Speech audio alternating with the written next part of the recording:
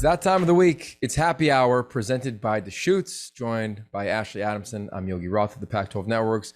We're going to dive into all elements of Pac-12 football. But Ash, before we get to the games, we have to talk about something that has been heavy on all of our hearts and really all of those in college football and pretty much anybody who has a heartbeat on this planet is gun violence. It happens again on one of our campuses.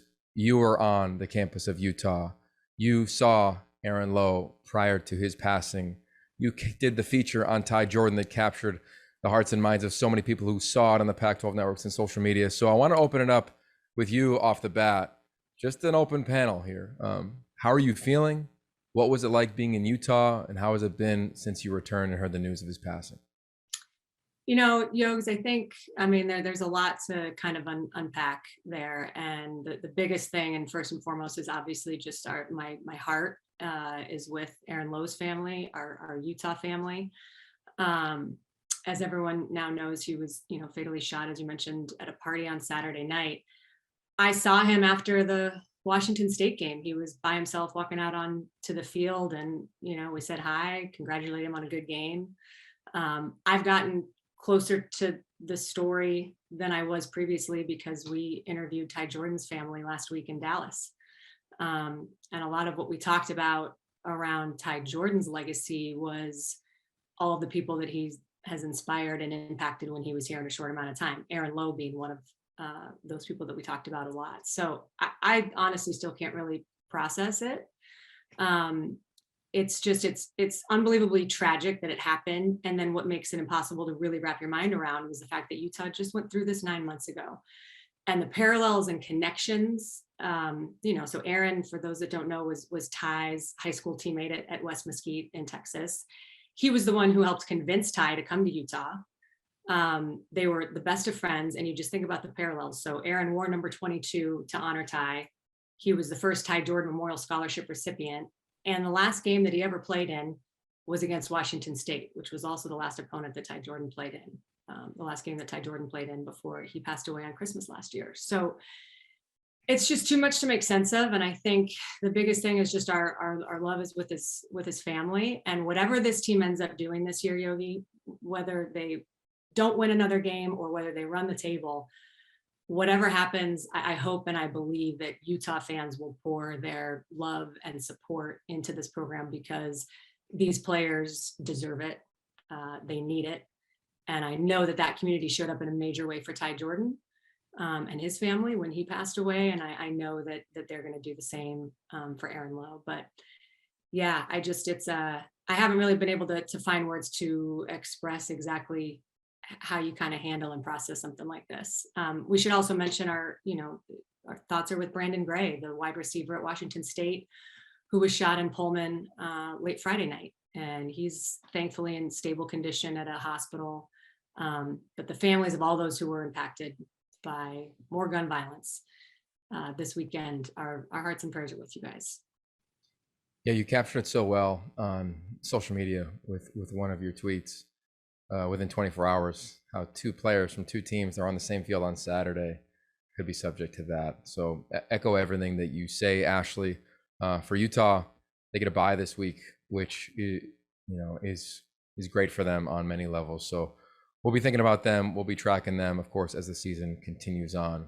And the season does continue on. And Oregon is the number 3 team in the country. And they go to Stanford. And Stanford's coming off a loss. I was there against UCLA, Ash, where a lot of players were unavailable for Stanford. They expect a lot of those players to be back this weekend as they host Oregon. The fans will be there. The students will be there. This historically has always been a fun game. It's gone back and forth. There's been drama around it. Remember last year, Davis Mills, late scratch, false positive COVID test. He doesn't play. Jack West starts. And Stanford still is able to move the ball, but they end up losing, just not enough gas in the tank for them. So I look at this game as a big opportunity for Oregon. It's a huge stage, 12:30 ABC, and huge opportunity for Stanford, right? And Chip Kelly said it after the game. If they had all their manpower, who knows how that would have gone last week against the favorite in the Pac-12 South. So for you, someone who lives in the Bay Area, what excites you about this one, Ash? What are you looking forward to? Oh man, it is exciting. And I think, you think about this matchup, and for a while there, it felt like, there's like a 5 or 6, maybe 7-year stretch that felt like whoever won this game won the North. It obviously hasn't been that way the last few years, but this is a big time game. And, you obviously called the Stanford UCLA game that went down to the wire. I think there's so much to, you step back and you realize that it truly is. And it's the football coach speak, like 1-0 every week. You just got to focus on the task at hand. You can't get too far ahead of yourself. But this game, I don't think anyone would be surprised if Stanford found a way to beat Oregon, at home. Kayvon Thibodeau played a little bit against Arizona. I think he was on a play count, maybe 6 to 10 plays was, I think, as much as he got in. But Mario Cristobal has said that he's hopeful that he'll be able to play a lot more against Stanford, if not the entire game. So that certainly impacts things to have your best player on all sides of the ball ready to go. But yeah, I'm excited. And I think I hope Stanford's, running back room is healthy and able to go. And I hope that they're able to be at full strength, because that's a different team. And it just felt like they had too slow of a start to fully come back and credit Stanford's offense and Tanner McKee. And I mean, you watched it, so would be curious what your thoughts were on what maybe in the end was the difference, other than just UCLA. Like, shout out to them. And a lot of people wrote about this, but this is a gritty UCLA team. I mean, DTR, he was doing his best Jake Haener in that game. It was cool to watch, and I bet it was pretty unbelievable to actually be there and call it. Oh, it was really fun. I mean, I think number one, let's talk Stanford. Tanner McKee, first time out against a really aggressive defense, first time ever playing at home in front of fans. I mean, there's a lot of firsts, and it looked that way early on in the game. David Shaw said it afterwards, man, this was as challenging of a first quarter as they've had all season long. And then you saw him kind of bounce back. You saw the big playability. So I think this is a Stanford offense that I think should be settled in, right? They're going to have to deal with a healthy KT coming off the edge. They're going to have to deal with Noah Sewell, right? I think 15, 16 tackles over the weekend. I mean, he's the best linebacker. You could argue one of the best in America, let alone this conference. I can't wait. The matchup I want to see, though, is our boy, Verone McKinley, against Elijah Higgins and these wideouts, Bryson Tremaine in the slot. Stanford, they call it the tree personnel, Ash, because it's 6'3", 6'4", and 6'3". John Humphreys, Tremaine, and Higgins. That's what those dudes are. How do they handle the wide receivers from an Oregon secondary standpoint? I cannot wait for that part of this game. Was it Humphreys that had the ridiculous one-handed catch? Oh yeah, one-handed kind of PI, his hand held. And Higgins, I was talking to somebody after the game on his touchdown on that little jerk play where like he pauses and then ran across the middle and caught it for a huge score. He's carrying the ball. The ball looks like I carry a croissant. Like the dude is just massive it'd be like me carrying a beer, basically, like a Deschutes, like a nice coldie, right? That you have, exactly. Perfect. And then when we flip it down here in LA, ASU, UCLA, okay? Let's just talk about what the world thought about this matchup in May. Probably thought Arizona State, this was their first big conference test, obviously, to go towards a potential championship, a potential CFP. That was the love all around Arizona State. Then the narrative kind of flips, and now everybody's on the UCLA bandwagon, and here we go. Jaden Daniels from LA coming back home. Can he handle the hype? Can they get a win in Los Angeles? Merlin Robertson, Darian Butler, so many players. Jack Jones, so many players from SoCal come back to Pasadena. And this is an Arizona State team that this season has been marred by penalties. They did a better job, of course, against Colorado, but in a highly emotional game, when you come back home playing against, at least the team that everybody's jumping on the train for in the Bruins, I can't wait to see how they handle the emotions of the Rose Bowl and everything about that. That is going to be the first thing I'm looking forward to watching when I get back to LA from being in Boulder with you. Yeah. And we're going to talk about going to Boulder together. We finally, week 4, we get to finally hang out. Week 5, we get to finally hang out on the road. So we'll talk about Colorado and USC. Well, let's talk about USC, but I want to talk about the team that played USC, because Amen. Holy cow. I mean, the Squeezy Rider player of the week last week was Chance Nolan, right? So yeah. Who are we giving it to? It's got to go to somebody at Oregon State. So who are you giving your Squeezy Rider award to this week? I'm going to give it to the O-line and the tight ends. And I want them rolling in with like a couple cases, okay? Because these guys need some Squeezy Riders. They were awesome. And simultaneously, yeah, and drop a case off for the offensive staff, right? Jim Mahalchik, Coach Lindgren, Jonathan Smith. What they did schematically, Ash, I mean, I sent you clips on it where it'd be like 4-on-3, 3-on-2, in terms of 3 offensive players blocking only 2, and then they had a guy running the ball. Like, it was just advantages a lot of times on the edges for that offensive performance from Oregon State. BJ Baylor, Deshaun Fenwick, and then Chance Nolan. He threw a couple picks, so that's why he doesn't get it today. Like, I hope he didn't get too arrogant after we gave him the Squeezy Rider Player of the Week last week, but he made some throws. I'm talking Drake Jackson draped on him, and he still completes it for a touchdown to Tyjon Lindsey.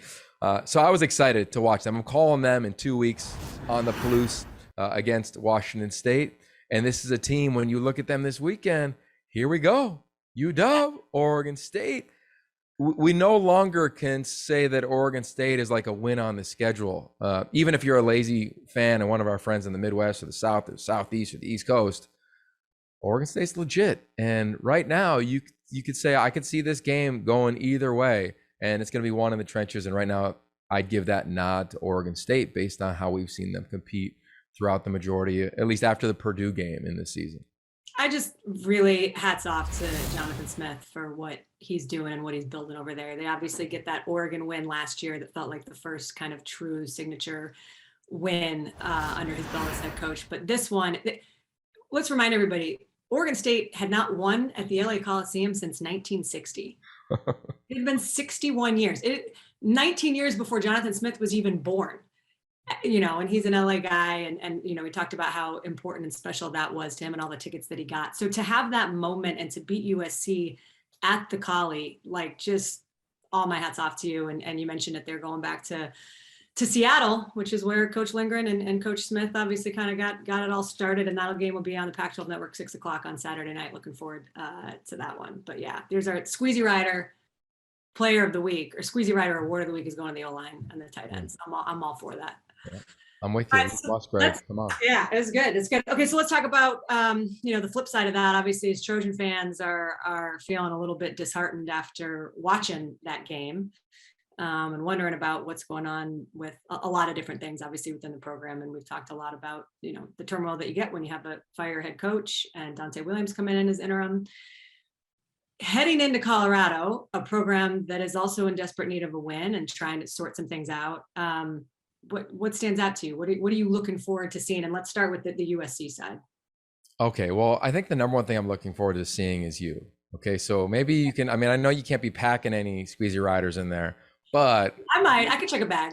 Well, we could definitely find some in Boulder. I've heard you could find a beer in Boulder, so I think we'll be okay post game for one of those puppies. What am I looking forward to seeing? I'm looking forward to seeing Ralphie. Okay, I can't wait to see Ralphie. We got a new one. Okay, I'm looking forward to seeing the student section. A lot of SoCal bros, a lot of SoCal people go to Boulder, as you know. A lot of people from LA are going to be at that game. Tons amount of smack talking. I heard we might have a reporter down on the sideline on the field in the game. Aliotti said he was all for being a sideline reporter. So. Okay, it might be Aliotti, might be somebody on this Zoom. I'm not really sure, but we'll talk about that as the week gets going. But I want to see USC respond. I really do. I'm going to head over there to practice later today. This is a team defensively that gave up all the yards that you referenced earlier. This is a team that is allowing over 6.2 yards per play, 107th in the nation. There's only 130 teams in the nation. Now, granted, they forced 8 turnovers in 4 games, but they've allowed 18 explosive plays over 20 yards. Colorado has not proven to be explosive by any stretch of the imagination. Brennan Lewis has struggled at quarterback. They have struggled finding a rhythm offensively. They're in games. You go back, obviously the A&M game is obvious. But I went back and watched Arizona State game yesterday. They're in this ball game. They've got chances. They just have very few opportunities to miss those chances. Yeah. If they got a guy that gets behind the defense, they have a chance to break one. Jarek Broussard waiting for him to break one. Alex Fontenot. Those are the things. And then the nerd in me says, I can't wait to watch some of the best players compete. Christian Gonzalez, remember the name. Deschutes, you might want to find him and see if you can already find a partnership with this dude. I think he's got a chance to be a first-round draft pick at corner for Colorado. Drake London, he's the leading receiver in the nation. Okay, this dude is already a first-round draft pick. Is that a matchup we see? How about my favorite name in the league, Mekhi Blackman at corner? That's right. Our second son's name is Mekhi, so I'm always cheering for anybody named Mekhi. He's playing corner as well. How does he do against Drake London in this air raid offense at USC? So there's a lot of storylines And then probably one of the biggest ones, Ash, that you're going to be all over in the game is Mustafa Johnson. This guy opts out to the NFL, doesn't get drafted, doesn't get signed to a free agent deal, does sign with an agent. So he has to serve a 4-game suspension. He served that suspension. Now this dude is back, I presume wearing number 34 again, playing somewhere on the defensive front for Colorado. Can he wreak some havoc in the backfield? I've never heard of a story like this before, and I'm really curious and excited to cover it. Well, there hasn't been a story like this before, right? Like the combination of COVID and all the different things that happened is what allowed this sort of unique scenario to play out. But yeah, he's he's just a monster. And I think he had 26 tackles for loss and 15 sacks in 27 career games was the note that I most recently saw. So he's the real deal. And anytime you can bring one of your players who is obviously a force on the field, but is also one of the leaders of the team, when they can get back on the field, sometimes that's the galvanizing force that you need to kind of light up some energy around the squad. Now, too bad they don't have one of him on offense as well, because I think that's the piece that Colorado is really trying to figure out right now is how they're going to move the ball. But I'm excited. I'm just so excited to be there. And then we should also mention Michael Westbrook is going to be there as well. He's being honored by the National Football Foundation, and as part of his Hall of Fame induction, they do these different on-campus honoring. So he'll be there to get a Hall of Fame plaque, and it'll be awesome to hopefully be able to connect and catch up with the guy who caught, I think we can say it's the most famous pass in Colorado football history, right? I mean, where were you? Do you remember where you were?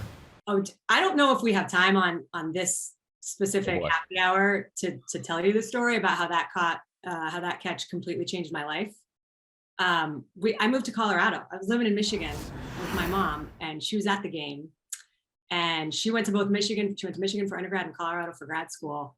And we had been thinking about moving out to Colorado. There was a lot of family stuff going on. And she came home and she was just like, "We're moving to Colorado." And I'm like, "What are you talking about?" I was in 7th grade. I'm like, "What are you talking about?" She's like, "We're moving to Colorado." It was a sign. I saw the sign that I needed to see today. And she was trying to describe it to me, and I'm whatever 11 years old, and I'm just kind of like, "Okay, mom, like looks like the football game was fun." Had no idea, but that was what she needed. So Michael Westbrook, when I meet him, I'm gonna tell him that catch totally changed my life. Oh my God. All right, so Michael Westbrook getting inducted into the College Football Hall of Fame. You moved to Colorado and subsequently get inducted into the Mullen High School Hall of Fame. Yeah, I see the connection. Unbelievable. Yeah, it's just so many parallels. Oh my God. But no, I'm excited to be back. Obviously I'm was born in Denver, lived in Michigan for a while, and then, as I just mentioned, moved back in 8th grade. But Boulder has a special place in my heart, and I'm gonna stay and go to the Broncos Ravens game the next day. So I'm fired up, and I get to see you. So I'm ready to go. Should I open this thing? We're kind of at the end, but I feel like, yeah, it needs to happen. It needs to happen. Now, the one thing I hope you do before the game is not only rip that Deschutes right there, but rip a Deschutes with a t-shirt that says the Hammer on it, because that's Nate Lama's nickname, and he's selling some sweet tees that say the Hammer on it. He's going to be on the It Factory in a couple weeks. I'm about to interview him, and I cannot wait to just jam with the Hammer. I'm in. I'm all in. Drinking Deschutes and wearing a t-shirt that says the Hammer. I can't imagine that our bosses would have any issue with that whatsoever. All right. Good stuff. As always, Yogi, this is always my favorite 20 minutes of the week, and we'll do it again next week, and I'll see you in Boulder.